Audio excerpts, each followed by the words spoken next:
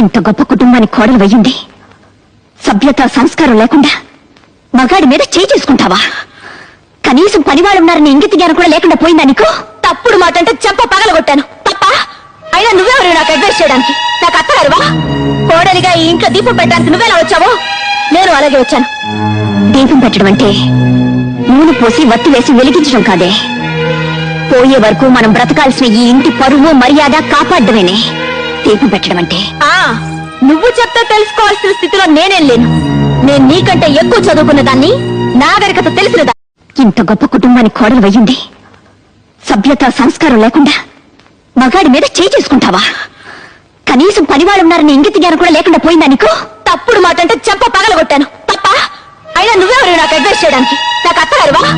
కోడలిగా ఈ ఇంట్లో దీపం పెట్టడానికి నువ్వెలా వచ్చావో నేను అలాగే వచ్చాను. దీపం పెట్టడం అంటే నూనె పోసి వత్తి వేసి వెలిగించడం కాదే. పోయే వరకు మనం బ్రతకాల్సిన ఈ ఇంటి పరువు మర్యాద కాపాడమేనే దీపం పెట్టడం అంటే. నువ్వు చెప్తే తెలుసుకోవాల్సిన స్థితిలో నేనేం లేను. నేను నీకంటే ఎక్కువ చదువుకున్న దాన్ని, నాగరికత తెలిసినదా.